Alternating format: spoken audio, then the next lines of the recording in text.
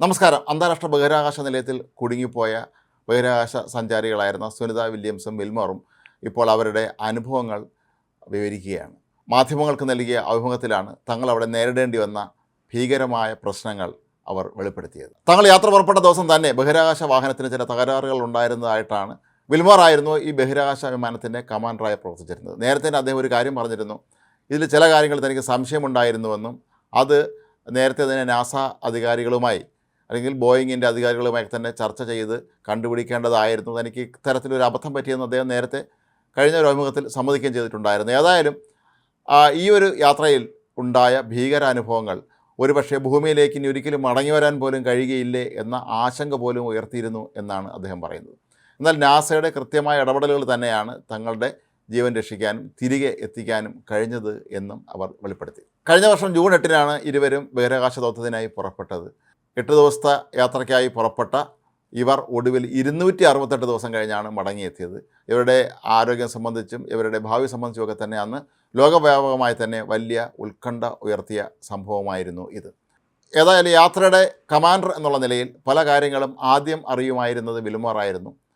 പല കാര്യങ്ങളും താൻ സുനിതയോട് വെളിപ്പെടുത്തിയിരുന്നില്ല എന്നാണ് അദ്ദേഹം പറയുന്നത്. എങ്കിലും ഒരു നിശബ്ദമായ ആശയവിനിമയം അവിടെ സംഭവിച്ചിരുന്നു എന്നാണ് അദ്ദേഹം പറയുന്നത്. താൻ നിയന്ത്രണം ഏറ്റെടുത്തതിന് ശേഷം ബഹിരാകാശ വാഹനത്തിൻ്റെ 4 ത്രസ്റ്ററുകൾ നഷ്ടപ്പെട്ടതായിട്ട് താൻ വളരെ പെട്ടെന്നാണ് മനസ്സിലാക്കിയത് എന്നാണ് വിൽമർ പറയുന്നത്. ഇതോടെ വാഹനത്തെ സുരക്ഷിതമായി നിയന്ത്രിക്കാനുള്ള സംവിധാനം തന്നെ ഇല്ലാതാവുകയായിരുന്നു. തൊട്ടടുത്തുള്ള അന്താരാഷ്ട്ര ബഹിരാകാശ നിലയത്തിലേക്കാണോ പോകേണ്ടത് അതോ ഭൂമിയിലേക്ക് മടങ്ങി എത്തണമോ എന്ന കാര്യത്തിൽ പോലും തനിക്ക് വലിയ തോതിലുള്ള ആശയക്കുഴപ്പമുണ്ടായിരുന്നതായിട്ടാണ് വിൽമർ പറയുന്നത്. യഥാർത്ഥത്തിൽ എന്താണ് സംഭവിക്കുന്നത് എന്നും ത്രസ്റ്ററുകൾ എങ്ങനെയാണ് വീഴുന്നത് എന്നും ഇതിന് പരിഹാരം എന്താണ് എന്നും തങ്ങൾക്ക് അറിയില്ലായിരുന്നു എന്നാണ് ഇപ്പോൾ ഇരുവരും വെളിപ്പെടുത്തിയിരിക്കുന്നത്. അതായത് ഏതാണ്ട് ഈ ബഹിരാകാശ വാഹനം പൂർണ്ണമായും ഇവരുടെ നിയന്ത്രണത്തിൽ നിന്ന് നഷ്ടപ്പെട്ടു പോയി എന്നുള്ളതാണ് ചുരുക്കം. പിന്നെ ആ സന്ദർഭത്തിനനുസരിച്ച് അവിടെ ജീവിക്കുക എന്നുള്ളത് മാത്രമായിരുന്നു ഇവർക്ക് നേരിടേണ്ടി വന്നിട്ടുള്ള ഒരു കാര്യം. രണ്ടുപേരും ബഹിരാകാശത്ത് ഒരുപാട് നേരം ആ ശൂന്യതയിൽ തങ്ങി നിൽക്കേണ്ടി വന്നതായൊക്കെ തന്നെ വിൽമർ വെളിപ്പെടുത്തിയിട്ടുണ്ട്. അങ്ങേയറ്റം ശാരീരികമായും മാനസികമായും തന്നെ വളരെ കഠിനമായ പരീക്ഷണങ്ങളിലൂടെയാണ് തങ്ങൾ കടന്നുപോയത് എന്നാണ് ഇരുവരും പറയുന്നത്.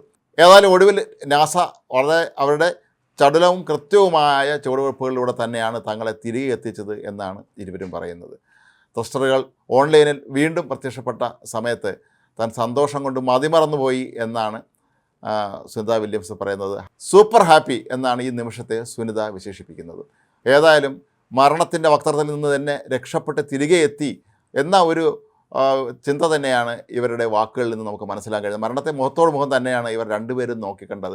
അടുത്ത നിമിഷം എന്താണ് സംഭവിക്കാൻ പോകുന്നത് എന്നുള്ളതിനെക്കുറിച്ച് ഇവർക്ക് യാതൊരു ധാരണയുമില്ലാത്ത അവസ്ഥയിലേക്ക് കാര്യങ്ങൾ കൊണ്ടുവന്ന് എത്തിച്ചിരുന്നു. കാരണം ഇത്രയും ദീർഘമായ കാലം ബഹിരാകാശത്ത് താമസിക്കുക എന്ന് പറയുന്ന ഒരു മനുഷ്യനെ സംബന്ധിച്ചിടത്തോളം അവരുടെ ശാരീരികമായും മാനസികമായും ഒക്കെ തന്നെ ഒരുപാട് മാറ്റങ്ങൾ വരുത്തുന്ന ഒരു സമയമാണ്. ഒരേ ഇരിപ്പിൽ ഇരുന്നു കൊണ്ട് ജീവിക്കുക ഇത്രയും നാളെന്ന് പറയുന്നത് തന്നെ നമുക്ക് ചിന്തിക്കാൻ പോലും കഴിയാത്ത ഒരു കാര്യമാണ്. ഏതായാലും മാധ്യമപ്രവർത്തകരെല്ലാം തന്നെ അത്ഭുതത്തോടു കൂടിയാണ് ഇവരുടെ ബഹിരാകാശത്തെ ആ ജീവിതവും അവിടെ അവർ നേരിടേണ്ടി വന്ന ഭീകരാനുഭവങ്ങളും ഒക്കെ തന്നെ കേട്ടത്.